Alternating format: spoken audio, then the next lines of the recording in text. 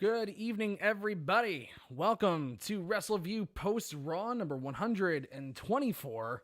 I am Mike Tedesco. And I'm Victoria Tedesco. Welcome to the show.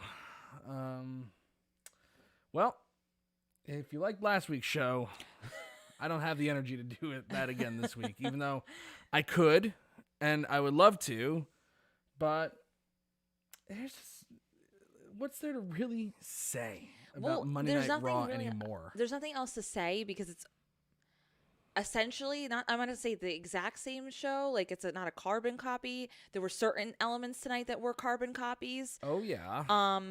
But then there were other parts of it. It's like, let's put it this way. It's the same old shit. So it's like, what else is there to say? It's a disaster. You could do a rant. Like you said, you could do a rant of what you did last week for sure. I mean, it would be the exact same thing. Some stuff would be similar. Some stuff wouldn't. It would be a little bit different. But again, it's bad. It's bad. It's really bad. There's usually like some redeeming part of the show. There's usually at least one point in the show where it's like there were actually some things that were better on this show than last week. Oh, for sure. So but I was talking about it in general. We have that. Like usually when they're in when they're in a rock bottom period, like this is it. This is the rock bottom. It.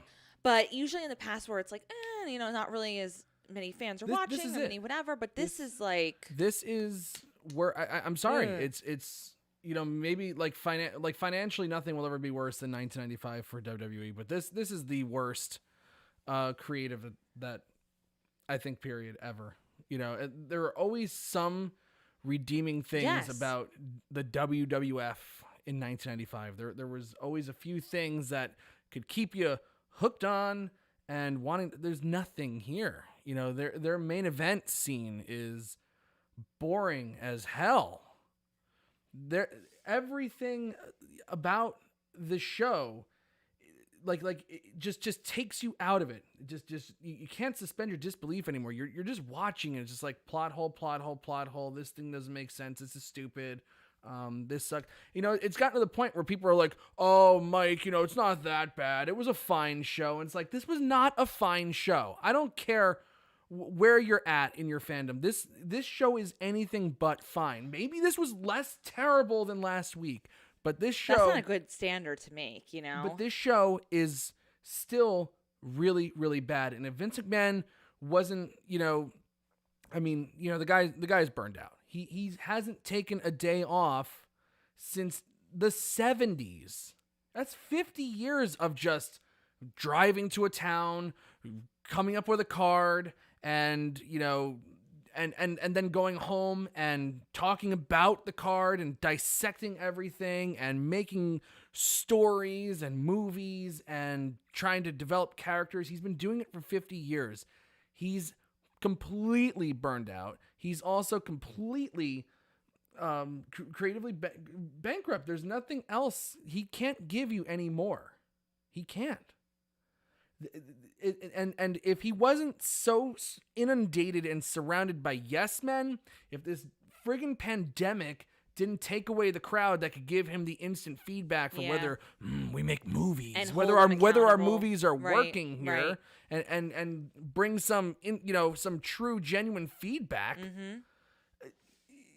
This show isn't happening. Like the Vince McMahon of 20 years ago would never allow a show like this to go on with this much garbage, with this many inconsistencies and implausibilities and horrible characters and horrible character work. It's terrible. It's just a really, really bad show. Yeah, I mean, honestly, nothing really more to add to that argument other than the fact that it really is just crippling at this point, like where we are with this company, because you're not getting that genuine feedback. You're not getting the accountability. They're able to they kind of have free reign to do whatever they want. And that's not necessarily a good thing. And I think at the end of the day, I have never been like less excited than I have been for these past few weeks. There's always been something that I can, when you and Doug do, when you do when you do Wrestleview Live, and you do the post show, you guys always find like, what did you like? What didn't you like? I'm finding it to be really hard to say, like, even, I mean, yes, okay, granted, I can only say something. Like, there's always, like, one thing. But it's not powerful enough to be like, oh, okay, but it forgives kind of the rest of the show. It doesn't outweigh the bad that's happening. There's just, like, my interest level's gone.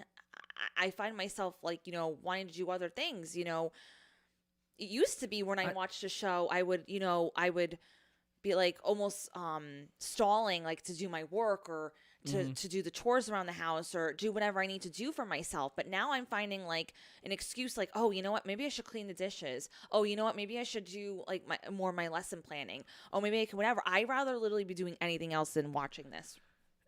In this show, like when I saw the preview for it today, I was dreading watching it. I really was. And because I knew it was going to be a rehash of last week, and last week was a rehash of the week before. They have no original ideas. There's, like there's no post WrestleMania bump here. There, the women's division is an utter embarrassing disaster. The main event scene, like I was saying before, stinks. Like they have some, like, there's some good things going on the undercard. The Randy Orton Riddle thing is, has potential. Intriguing, yeah. Has potential. I don't even know if you can call it intriguing. I'm intrigued by it. But it's just, like there's no Viking Raiders this week. They were on 2 weeks in a row beating Shelton Benjamin and Cedric Alexander. I guess because Shelton and Cedric were facing Randy Orton and Riddle. There wasn't another jobber team around for the Viking Raiders to beat, I guess, and they were just left backstage, or one of them sick, or who the hell knows what's going on. Nobody knows. It's just really, really bad. And for those that are like, how can this be the same company that books SmackDown, which is such a great show? It's like, yes. The one thing there's a few things that differentiates Raw from SmackDown in terms of creative. And one of them is Paul Heyman is extremely involved in booking the main event angle, because he's part of it. He's part of it, and you have Roman Reigns there, and Roman Reigns is the face of the company. Paul Heyman's advocating for the storylines. He's absolutely aiding and helping to write the storylines, and Roman Reigns is making sure that he has creative reign to do that. It also doesn't hurt to have one of the greatest wrestlers of all time, Daniel Bryan, there, and they were messing around with Edge for a while. But still, a lot of interference on those. And Raw's, Bobby Lashley is almost the exact same thing. But MVP is really good. He's not Paul Heyman. But the main event segment stands out because Paul Heyman is just really next level great, and Roman Reigns is next level great. But the same problems exist on the undercard that exist on Raw, because that's Bruce Pritchard. But the problem, because the women are awful on SmackDown. It's just not good at all. There's no direction there. Bianca Belair is awesome. Let me just preface that. Obviously she's the bright shining star here, but there's nothing going on of note there. It's like what's Bianca Belair's next big thing she's going to be doing? It's like, what, Sasha Banks again? Okay, great. You have an undercard that has Dolph Ziggler and Robert Roode as the tag team champions, while you have the Street Profits just languishing, doing stuff.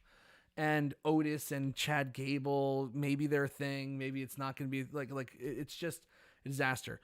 But the things that they have going for it are, there are warts on SmackDown, but you have a good main event, and you have a good main event angle segment every week. It's only 2 hours. So even with the stuff that's terrible, it doesn't drag. It just doesn't drag. And the third thing is, yes, they also had a commentary shakeup as well, but they got Pat McAfee. And while Pat McAfee is not a perfect commentator, he is well on his way, because at least he knows a little about the product, and he's the color guy. So you can just have him, just say some wacky things, and he's not driving the show. On Raw, now, on top of the incompetence that you're watching on television with the creative, now you're being assaulted with your eyes on what you're seeing and what you're having to process. So your mind is being punched too. Now your ears are being assaulted by Adnan Virk, who doesn't know a dick about wrestling. They train these guys. They have guys that have been in the system for years, and they make them commentate match after match after match backstage to nobody but Vince and his producers. They have these guys that do this for years. You have Tom Phillips, who got really good at what he was doing. And you move him to 205 Live, where he'll never be seen again because nobody watches 205 Live, and that's not a joke. That's just the straight facts. And you put this guy who's never done, like, why do we have all these people in the system watching match after match after match and commentating to the wall, only to bring in this guy who's so woefully unprepared, so woefully unskilled, and he's going to learn on the job. Meanwhile, he's supposed to be the voice that's driving the broadcast. Triple bad. Eyes, brain, ears, gone. Yeah. It's terrible. Really bad. I mean, this guy, Adnan Virk, is just, I mean, it's awful. It's, he like, Cedric Alexander does a springboard into an RKO. Randy Orton hits him with an RKO out of midair. This guy doesn't even know an RKO. He goes, what a shot. What a shot. Like, Tom Phillips would be losing his mind. Anybody who knows anything about commentary would be losing their mind. What would your call be? Yeah, no, I know. Go on, talk. I'm talking too much. I feel like the other thing unfortunately with SmackDown, well, unfortunately for Raw and with SmackDown being, better, and again, not like light years better, but definitely a better show, is because it's Fox. There is a lot of money, and we talked about this heavily. There's a lot of money invested into Fox, and USA, they kind of just, they're unless they complain about it or they say something about it, they're really not going to do anything more than what they need to. So it was, it used to be the other way around. They really wanted to kind of appease the Raw viewers versus the SmackDown viewers. But now you're in a situation where because you have like this well-known network, that you need to make sure that you are driving in a little bit more viewership and that it is a better product at the end of the day.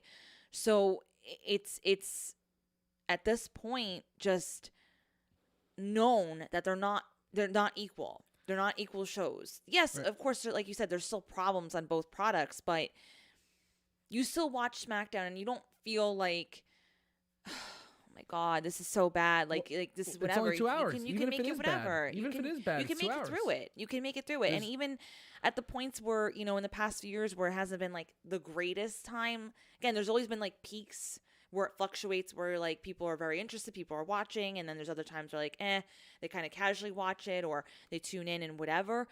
But it's never been this bad. SmackDown's kind of one of those things where like, if you're watching it, you're not going to completely hate the product at the end of the day. Right. But if you solely just watch Raw, you're doing a disservice to yourself because you're not getting any good components at the moment. So it's like, do yourself a favor, watch SmackDown at least, so you don't feel like you completely wasted all these years of WWE and investing your time into people and characters and just whatever. But like I said, I don't even think that they're, trying their hardest on SmackDown over Raw. I think that this is their best effort. I think that this is the best that they can do. For the reasons I outlined, that SmackDown isn't demonstrably better. No, it's not. Raw. It's not. The undercard is not good. It's just that they have a strong they have a few things going for it, in that it has a strong main event angle.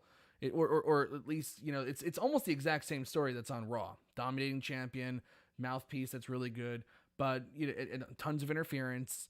But it's executed better because Roman Reigns, really is just living this character. He's just loving it, and Paul Heyman is doing a great job. He's just phenomenal. And that's those stories just happen to go better, and they also have a great babyface to go off of. Not that Drew McIntyre is not a great babyface.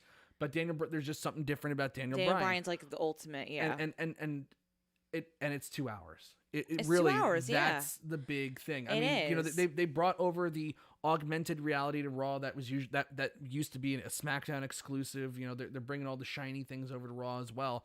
But you can put lipstick on a pig. This show is still it's still a pig. Yeah, it's still a pig. And it's awful. But awful. but also too, I hate to say it, but that's the point I was trying to make before. When I was watching Raw in the past, even if it was like overall not the best show in the world, not the great, relatively maybe boring, it dragged a little bit, but there were still redeeming qualities to the show where you're like, you know what, that was a really good segment, or Right. that really like that could have that changes like your mood throughout the night of like, okay, this is coming up or this person's coming on. Right. That's when it was 2 SmackDown, hours. right. Though. It hasn't been like that since they moved to 3. Correct, but there have been 3-hour shows where I have felt like they're very few. Very few. Very, very few. But- And I'm not. That's not even like, you know, an overreaction. It's been almost 10 years since I've, and you can almost count on one hand the Raws that aren't the special event Raws, like Raw Reunion, Raw 1000, Yeah. Raw 25 or whatever it is. Raw 1000 was wonderful, obviously.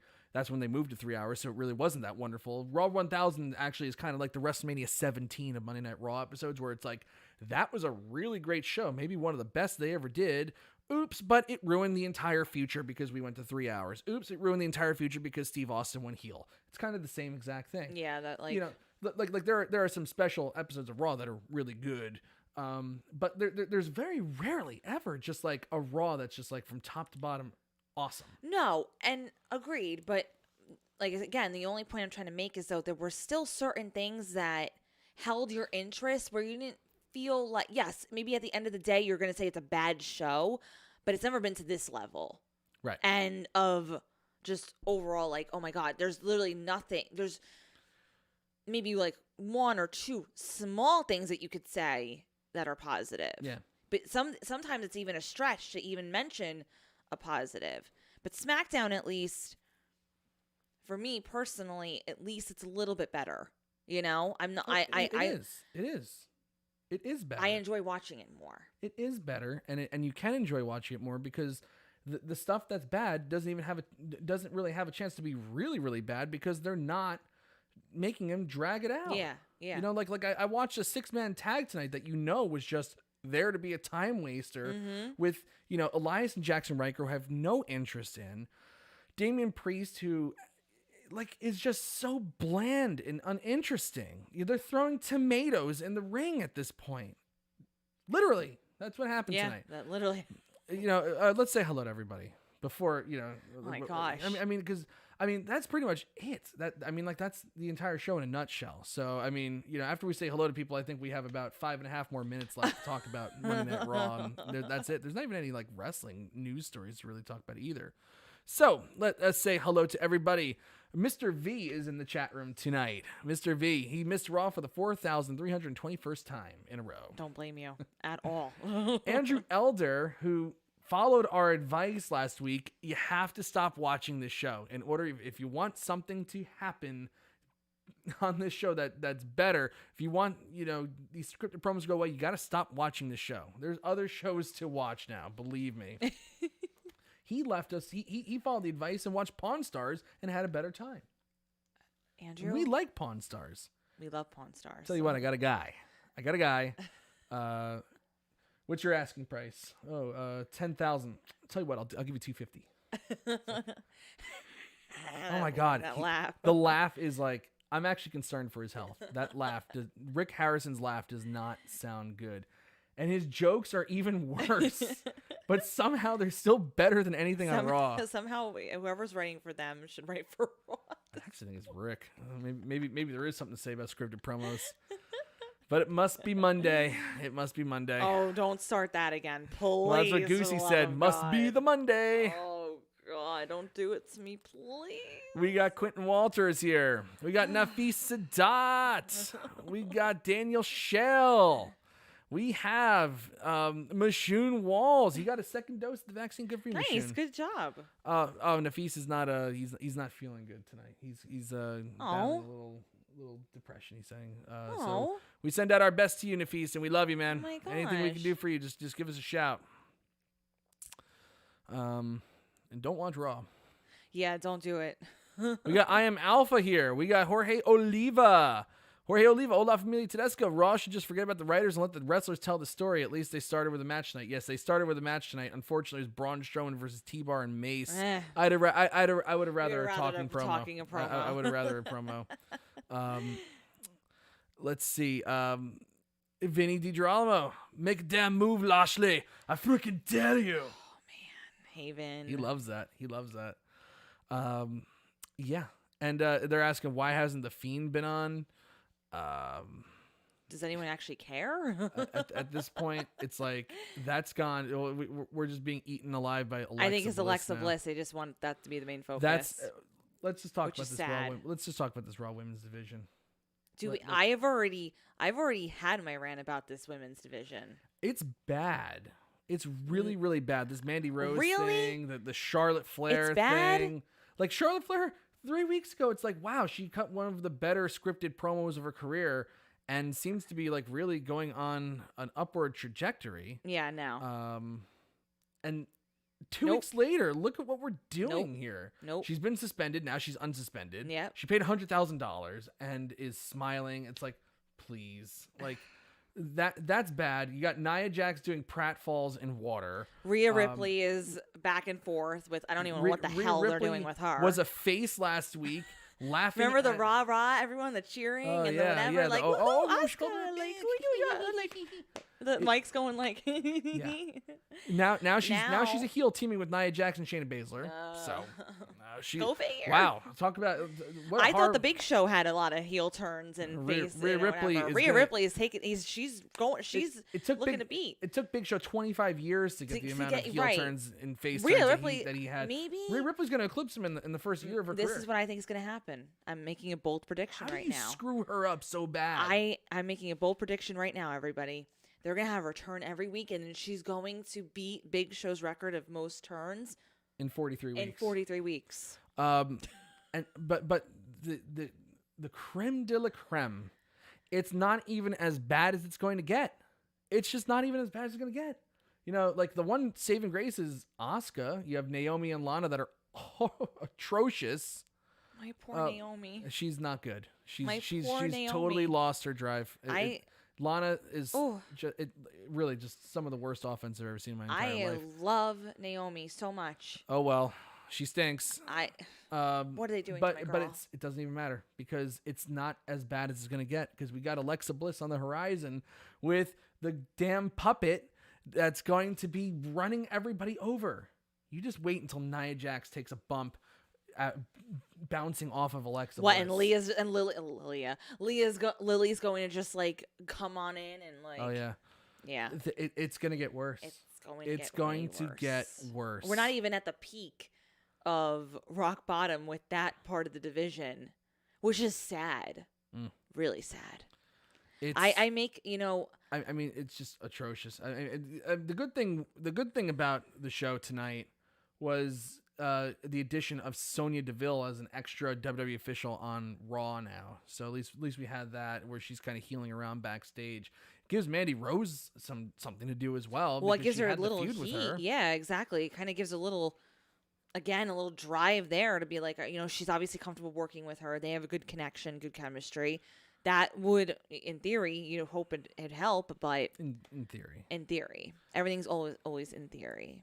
But it's going to get worse, and it's not Alexa Bliss's fault that she's been saddled with this atrocious character. She's certainly doing her damnedest to get it over, but it's just never going to work. It's never going to work. It didn't work at any point with the Fiend, and it's like.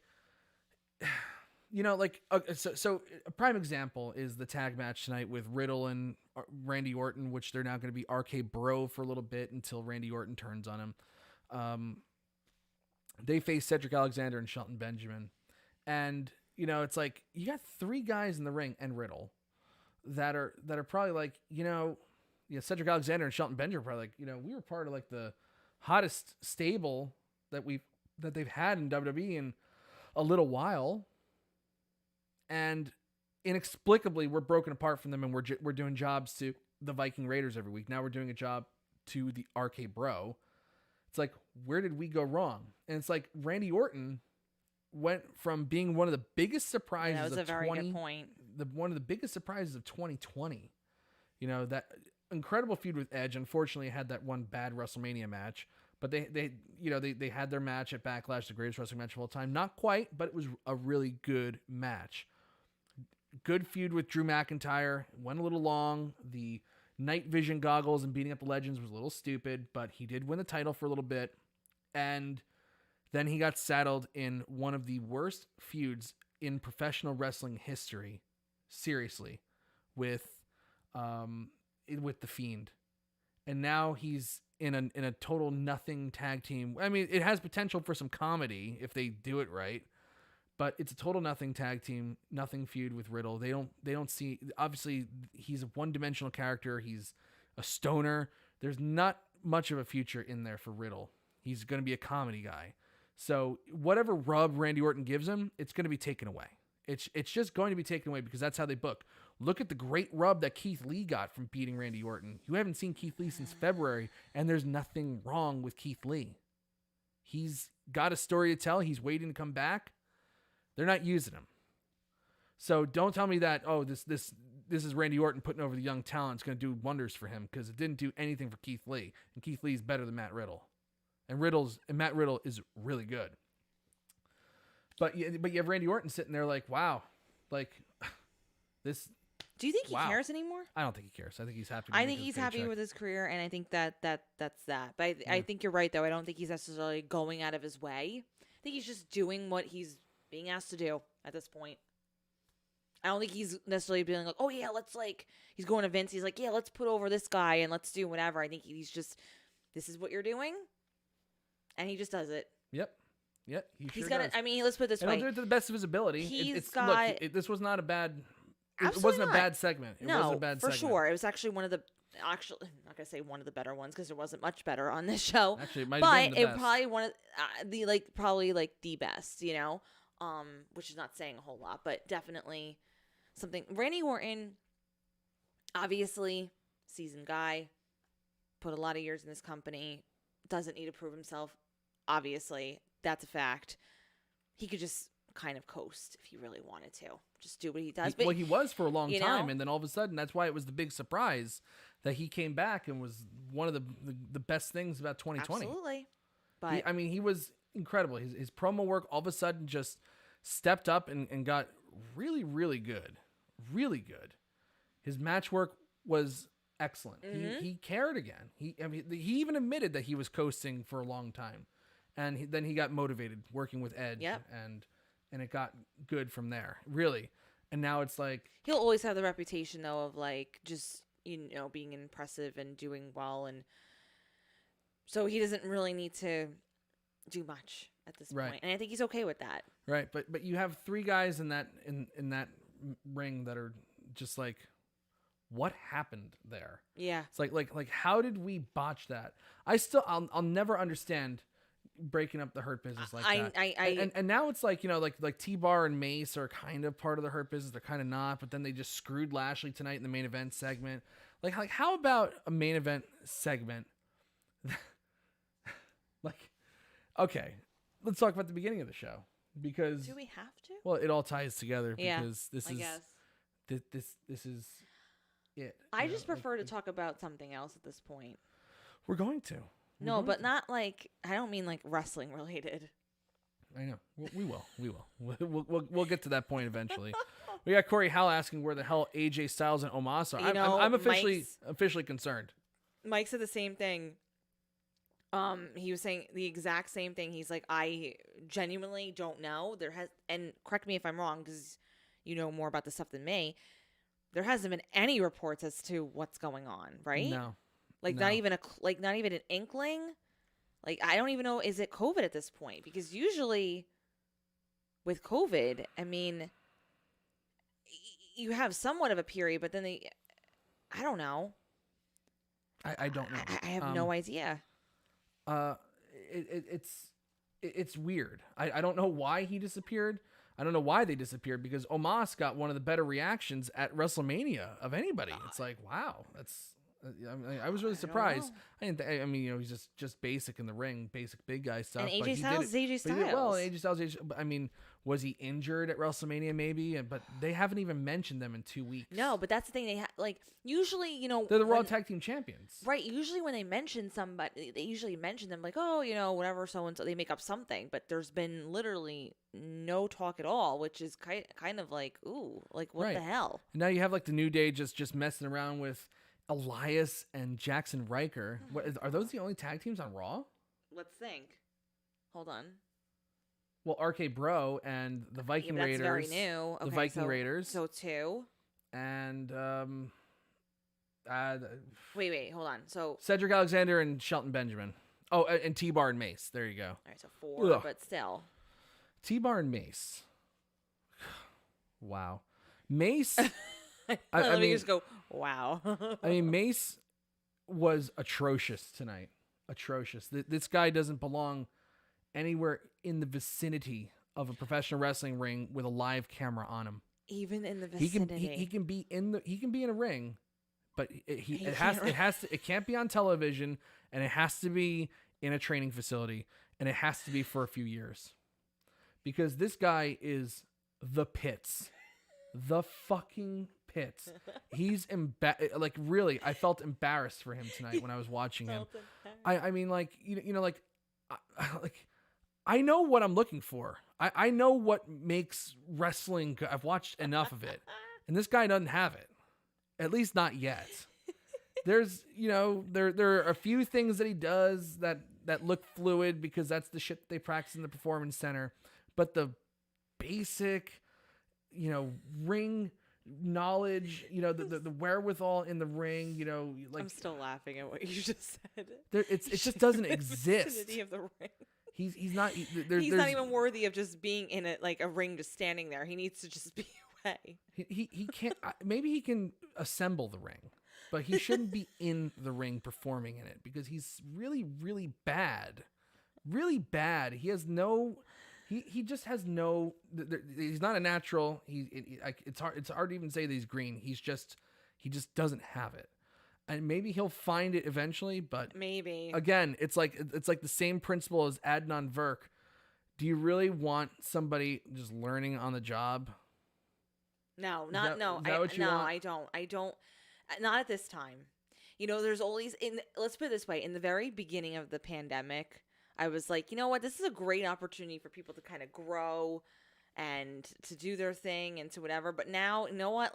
We got to get serious here, and we got to just get some good content and good material. Mace is just not it. Yep. You can't have this like, oh, you know what? Like, people aren't really watching and whatever. Like, let's build people. Let's whatever. You got to get your best of the best out there, and you got to get people that either they're not there yet, but they'll get there pretty quickly. They're on a good. They'll evolve. They'll get on the right path, but this is just like, And you know what's funny too? So you just mentioned about how like maybe he just doesn't have it. He doesn't. Right? I always think about. What's amazing is Vince McMahon said that Cesaro didn't have it. You stole what I was gonna freaking say. Did I? Exactly what I was gonna say. So it's like you said that about friggin' Cesaro. Really, Cesaro? But this guy's doing it for you? Come on. We're just going to keep giving him shot like, after let's shot be after real. shot. How do you say that about a guy who actually has in-ring talent, is very good, has a lot of strength, is up there, right? You just never really gave him that opportunity, that chance to excel and be successful. But this guy right here, he's going to do it. He has the it factor. He's going to do it. Yep. We're gonna get him over because he's big. There are some people who, like, again, a dream's a dream, and that's great. And and listen, he's fulfilling his dream right now. Good for him. Like, I can't take that away from anybody. If you're doing your thing and you're passionate about it, all means awesome. But I don't want to see it right now. Get more training. Get yourself a little bit more, in the ring and what your moveset and doing this and whatever, then come back. I can't have you right now during this very, very difficult time in watching Raw. You don't come on the show for now. Do what you got to do and then come back.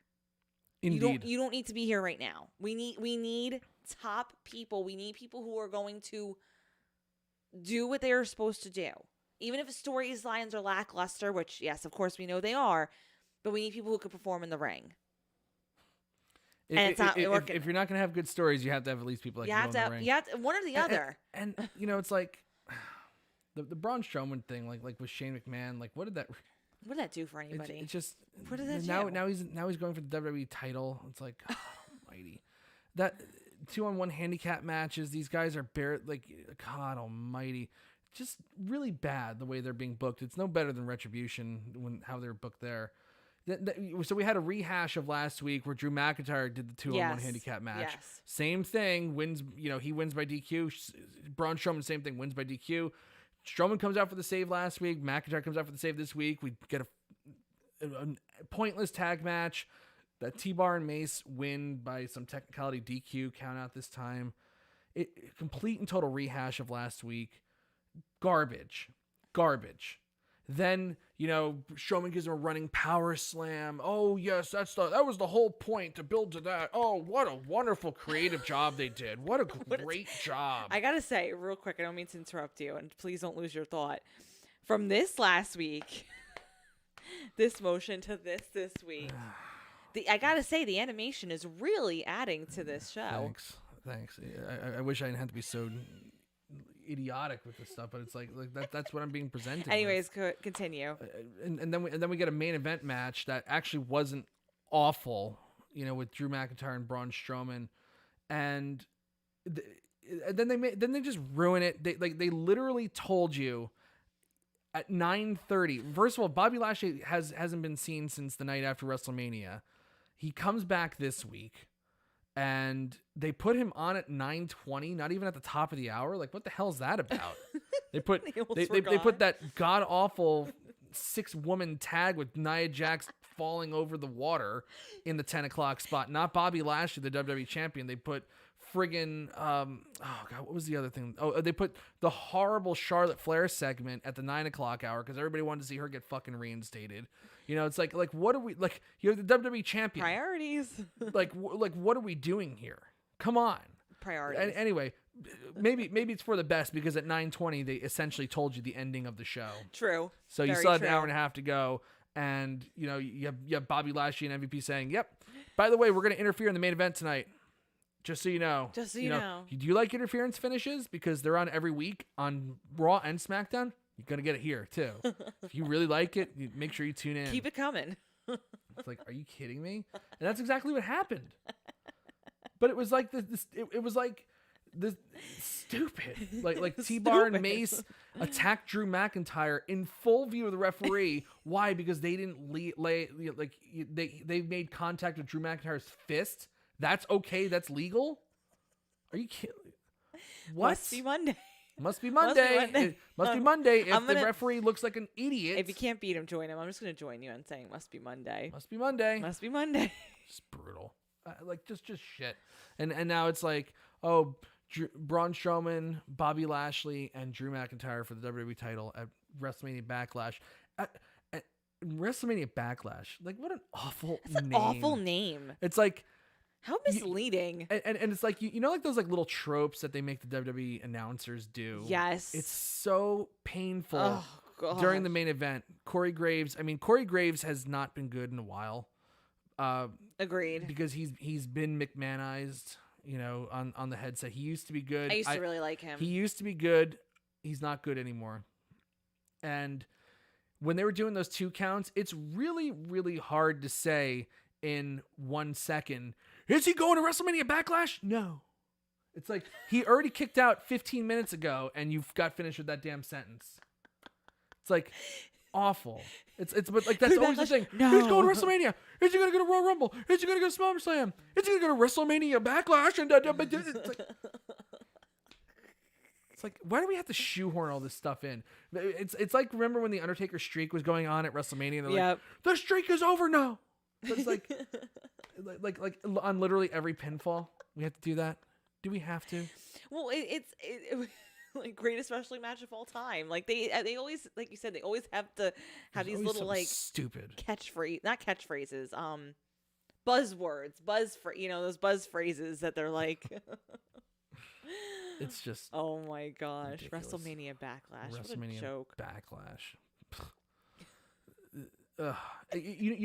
We opened up. Oh, by the way, on this show too, just to twist the knife a little more in your back. Oh dear. We opened up with a match, which I was actually like impressed by. I was like, wow, they're opening up with a match. It's not a match that anybody on earth with any form of intelligence would want to actually see. But it's okay. But it's a match to start off the show.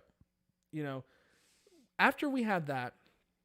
And we had the most boring 6-man tag of all time with the New Day and Miz. And, oh, God, that was an awful segment, too. Then we went almost a full hour without another professional wrestling match on the show. Wow. Almost a full hour. You were very much wrestling. Right, by the way. I'm just looking at your recap right now. It's all very text. much It's just right. all text. Wow. And not even good. None of it was good. None of it was good. The Charlotte Flair reinstatement stunk. And it seems like somebody forgot their lines because Charlotte was like, hey, hold on. And Sonya Deville was just marching on, saying that she's reinstated. I think how this was supposed to go was Flair was supposed to get the apology from Orango before being reinstated, because that just felt so shoehorned in there at the end. I actually get that vibe. But now she was that like, she's like, hold on. And Deville kept talking. I guess we had the open challenge with Sheamus where, this time Humberto Carrillo destroyed him, so Humberto Carrillo, the reigning, defending, undisputed world heavyweight champion of the catering section of the building and main event. now this schmuck that has been buried and just crapped on constantly, hasn't even been seen on the show in months.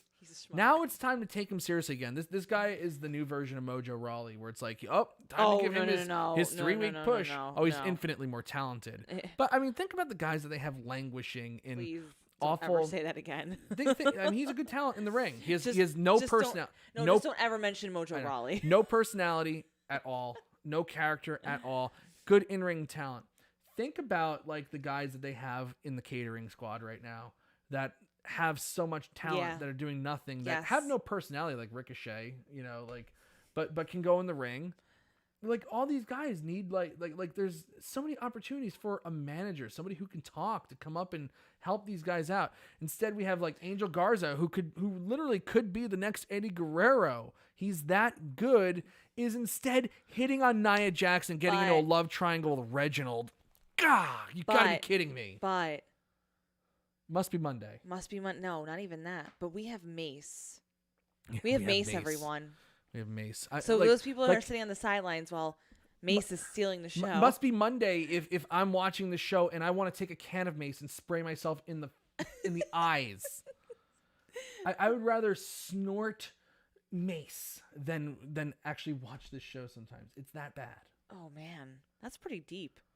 It's pretty bad. Must be Monday. Must be Monday. Must be Monday. Sheamus gets attacked by Humberto Carrillo. We can't even have him do, his open challenge squashes for a few weeks.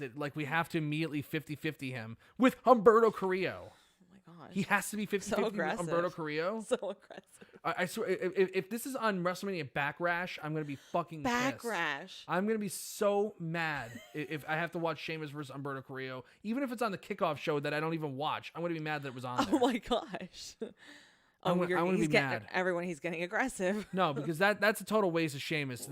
Another guy who looked like he was, until they changed their direction last second with Drew McIntyre. Another guy that's like, okay, I'm putting in all this hard work and I'm killing myself in Tropicana Field, giving Drew McIntyre good match after good match after good match and making him look like an absolute monster.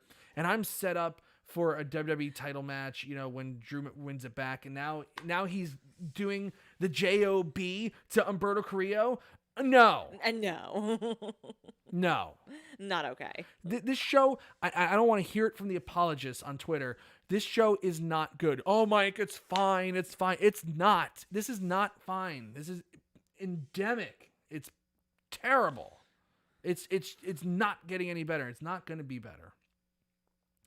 Not while Vince McMahon is running around unregulated with Bruce Pritchard just absolutely. You can't even identify his skull anymore. It's so up Vince's ass. This guy is such a loser.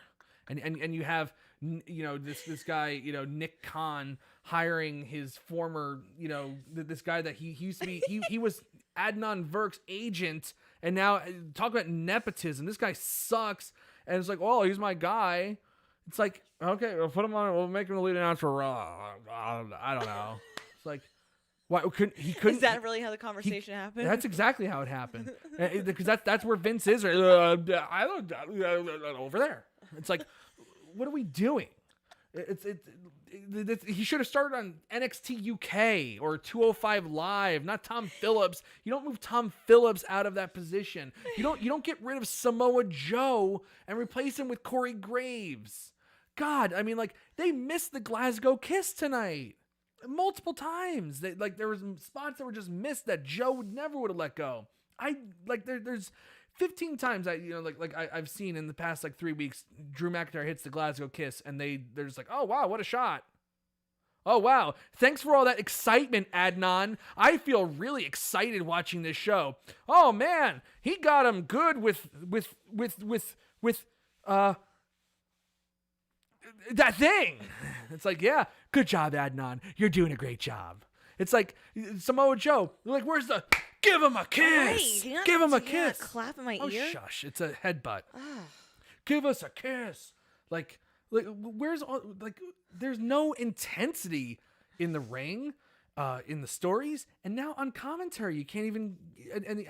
And mixed in with all this, you have at the end of the show, Adnan was doing so bad. He's still trending on Twitter right now, but he was doing so bad. Somebody must have gotten in his ear and just said, "Stop talking." Because he did stop talking around 10 o'clock. He basically said almost nothing. Boo, yeah. And guess what?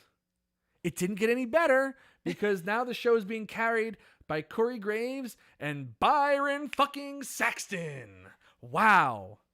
Great commentary. Are you kidding me? I know. Bring me back Jerry Lawler and the Ramen Noodle Moonsault at this point. I don't even care. I don't care. Watching old episodes, and I forget even what we were watching. What were we watching the other night? We were watching something, and okay, crowd aside, obviously that adds to it, right? But when you don't have a good commentary team and you don't have, you know what it is? We're missing the basics now at this point. We're missing basic matches where people could just be in the ring and they're brawling with each other. We're missing characters who are able to have good storylines and be able to deliver on that. And then you have a commentary team where it's almost every part of the show is just falling flat. Again, there's maybe a couple moments, glimpses, little parts here and there that are fine, but the commentary team is not one of them. Falling Flat's an upgrade. Falling Flat, I would sign up for Falling Flat right now. They're falling into the abyss. The abyss, yeah. This is a trench 3 miles down the ocean at this point. I would love to be a fly on the wall just for a day. I mean, I actually could probably predict day in, day out what it's like to work for them. Close, hands on, but just how bad it really is, how it got to this point where people are just saying to themselves, wow, this is really, really, really bad, to the point where you're not even you're not even rooting for your commentary team because no one knows what the hell they're doing. I want to just understand. I don't even care about that. I just want to understand what makes somebody watch this show and go, oh, that wasn't that bad? Somebody who's a very positive person. I guess. Or I mean, I guess, it's I mean, we watch it very closely. Other people don't watch it as closely as us. No. Don't sit there and say it's our analytical mindset. No, I mean, no, the show is all atrocious. It's atrocious, but, other people, they don't have to talk about it. Well, Not even that. Other people don't have to watch it. They could go and turn the channel. So for them, if they're missing any bad parts, they could just turn it off. For us, we really can't do that. So I mean, we could, but there's a great thing on job. There's a great thing on the Adnan Virk thing, like this thing that is the top tweet. Okay. Regarding his, when you click on his trending post. Okay. It just says turned on Raw and heard Adnan Virk say we're going to need a bigger boat. Turned off Raw. Turned off Raw. That's pretty much it. See, that's the thing. That person able to turn off the show. Right. We don't get that luxury. Yeah. But it's still, even if you honestly though, let's just be real here. Even if you do get to turn off the show, it's still bad. It's still bad. It's nothing to make you say, you know what, I'm gonna turn on in a little bit. Once you stop watching, you're not going back. All right. Right. Vin thinks they're phoning it in until fans are back, but it's like we don't know when fans are going to be back. And if you keep, I don't think it's true that they're phoning it in. I think this is the best that they can do. And if you phone it in for a year and a half, you're not going to get all of those fans back. You just aren't. And as for the SmackDown thing, where it's like they're capable of coming up with good stuff, you have to listen to what we were talking about with SmackDown at the beginning. SmackDown and Raw, there's really not much different there other than the fact that Paul Heyman is helping to write the main event segments, which obviously gives them the advantage, and they're 2 hours. But the undercard is just as bad as Raw. It really is. What are you going to say? I just hope that, to Vin's point, I just hope that, and again, we can't guarantee when fans will be back, right? That's kind of like up in the air. They have a goal in mind, but you can't really guarantee. The show was atrocious with fans in the building. Yeah, right. But if you think about that disaster of main event with Charlotte Flair and Becky Lynch versus the Kabuki Warriors at TLC in 2019. Kind of play devil's advocate, though. 5-hour B pay-per-views. To play devil's advocate, though, that was like 2 nights of feedback, right? Maybe getting consistent feedback. I'm talking about in terms of WrestleMania, because we had fans for WrestleMania, right? The 2-night showing. Okay. But that's 2 nights. That you can't make anything groundbreaking from 2 nights of feedback. I mean, you can in some sense, like when people were booing the Fiend and shit like that. But consistent fan base will. I'm not going to say it's going to be astronomically better, but it will help. Well, yeah. I mean, there have been many instances feedback of change with the fan reaction. I mean, hell, you say that there wasn't much, like that could be garnered from 2 nights, but it certainly seemed like the night after WrestleMania that they seemed to still be possibly going with the Fiend and Randy Orton, and that's been completely dropped. That's been completely true. dropped. So maybe it did do something, but then again, they're doubling down on the Alexa Bliss thing. Right. I just think that, I guess to Vin's point, I do agree with him. Wow, what does he say? Vin goes, Mike Adamle versus Adnan Virk at WrestleMania Backlash. Yeah, I agree with that. We'll book it. but the thing about Mike Adamle is that, he was having like memory problems because he has CTE from his football days. Like, what's Adnan Virk's problem? God, he just stinks. He just stinks. And Daniel Shell's just dropping all these baseball references because Adnan Virk is a baseball guy. He's baseball, yeah. It's like they go to the baseball world, they go to the professional sports world to get a commentator, and they come out with Adnan Virk. I would could you imagine John Sterling doing Monday Night Raw? Oh, he would be way better now. I would love that. Oh my God. No, but everyone could laugh all they want. Anybody who knows who Sterling is, he would be way better. John Sterling way better. Way better. There are better baseball announcers out there than Adnan Virk. He's a baseball commentator. He's not even a baseball announcer.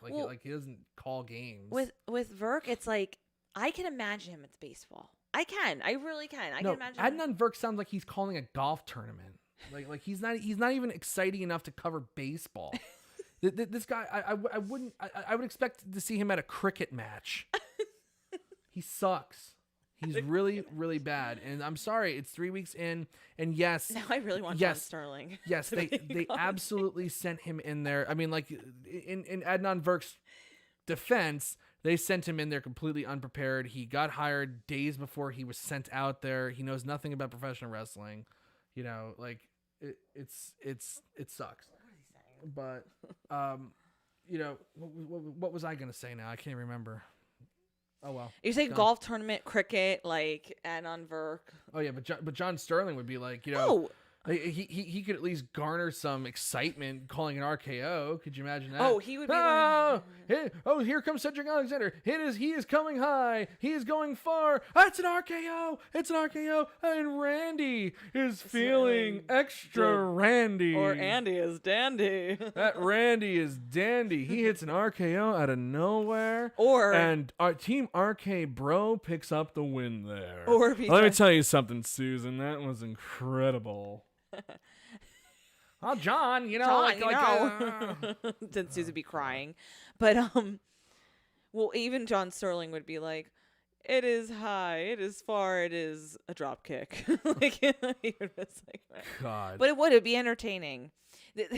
Well, because I think we're forgetting too that the commentary team is just as much a part of the show as anybody else, but it's like. They seem to think that, like, oh, they're not really relevant. Oh, the referees are not relevant. They don't play a huge part in the storyline. Okay, yeah, granted, Charlotte Flair was different. Right. Happened to me this week. But usually the ref doesn't play any part. The commentary doesn't play any part unless they on a whim are like, oh, let's have them randomly, whatever. But like, they don't care too much about the team anymore. But that's what made, again, shows in the past so good, is when you had a good commentary team. Mm-hmm. What is everyone saying? No, it's just the Bob Uecker. Actually, he at least knows wrestling. He could come back and do some stuff. Even Joe Buck would have been better than Adnan Virk. I love Joe Buck. Jesus. There's nothing else to say about the show. It sucked. Let's go to the poll and let's get the hell out of here, because this is insane. I don't want. I am determined for this show not to go an hour tonight. So the Twitter polls give this show 80% thumbs down, which I think last week's show.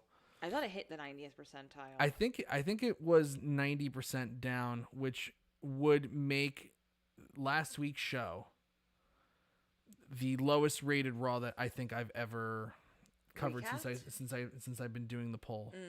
And it wasn't even like it was like, oh, there's only a few people that voted. It was like it was 277 people that voted, and it was 90% thumbs down. 90%. I thought so. That was right up there with the Dean Ambrose needle in the ass Raw.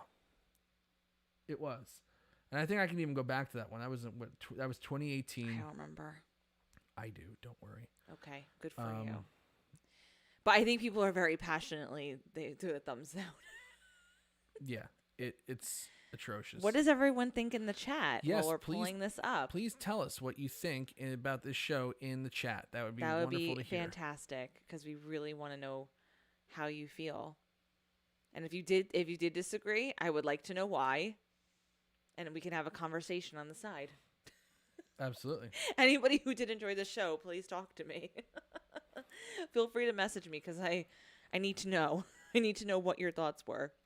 I wish I could remember what Raw that was. I don't remember either. Mr. I Knew. You don't know. I think it's right here. Let's see. It's right here. Oh my gosh, Ronda Rousey.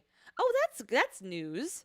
Oh yeah, Ronda. Yeah, go ahead. She's pregnant. That's good. That's exciting. You excited about that? So anybody will, and I mean, I know other people were not excited because she's not going to be coming back for a while now. Oh no, this one had 88%. Was this for the Dean Ambrose? This is for Dean Ambrose. Was it? Wait, what day? Oh, was it in December? It was December 3rd, 2018. Okay. But yeah, no, Ronda Rousey's pregnant, and I think that's the reason why people were upset. Because then she won't be back now. Indeed. But congratulations to her. That, like I said, that's news. It is good for her. Very, very good for her. Good for her, because she doesn't have to deal with this company for a while. Oh, no. I'm sorry. It was the week before. That one was only 88% thumbs down. The week before, on November 26, 2018, that was 95% thumbs down. Oh, wow. With almost the exact same votes that I got on this on last week's Raw. So that's still the worst. Yeah. Okay. This is the Dean Ambrose needle in the ass Raw. Mm-hmm. That's the one. Okay. Needle in the ass. Like that was the best idea they had for that. Anyway, Raw thumbs down. Still atrocious from Machine Walls. I'd put a thumb down for a fastball, Brian. The review of the show. Maggie Gray. Vin keeps saying Maggie Gray. I think the WWE needs to get its stuff together. I'm going to buy 100 Beanie Babies, cut the thumbs, and then stick them downward on a pin board. Oh. From the feast. Oh, wow. And Shane Bradley, welcome to the show. I'd rather have hemorrhoids than watch Raw. Wow. It's about as enjoyable. I got to be honest with you. I feel very bad for everybody because the fact that they are coming up with these very graphic and I know depressing images. Actually, Pawn Stars thumbs up from Andrew Elder. This show thumbs up. I can say I give you $5 for those curtains unless you can prove that George Washington used them. Oh, we told everybody we're getting new. We are getting new curtains. Right? Yep. Yeah. They've been ordered. It's already happening. And we're gonna. Yeah. Oh yeah. We said we're gonna have a burning party. And Jorge Oliva gives a thumbs up because he got the Spanish commentary, which made it suck less. I wish I could. You know what? I am going to do that. I think that will be very helpful. So. Awesome idea. I will watch every other language. Yeah, I'll watch it in German and Farsi. I'll watch it in Japanese and Chinese. I'll watch it in Portuguese. It's gonna be great. I'll watch it in Italian. I'll watch it in German. I'll watch it this in will be great. I love to watch it in Gaelic. Let's do that next week. Okay, sounds good. That's his game plan. Everybody, we're gonna log off here. We have Raw post Raw 125 next week. Wow, 125. We should do a special show. I'm not doing a live. No way. But no, I'm not talking about a live. I'm talking about. Maybe I should actually. Nah, not. No, not we can't. Week. But we will bring it back at some point, and. It'll be something to behold. Maybe you have the WrestleMania Backlash. When is that, by the way? It's WrestleMania Backlash. That's what it is. But I said, when is it? May. It's coming up. Not soon enough though to save us from these awful things. May 16th, I think it is. Anyway, I'm Mike Tedesco, the editor-in-chief of Wrestleview.com. I am Victoria Tedesco. Be on the lookout. There are some major changes coming to Wrestleview in terms of our look very soon. So. Hopefully by next week we'll be talking about them. Until then, I am Mike. That's Victoria. Have a great week, everybody. Bye, everyone. Make sure you tune in to the post SmackDown show with Roy Nemmer and Wrestleview Weekly with Doug. We send our best wishes to Doug for a speedy recovery with his calf. I'll see y'all later.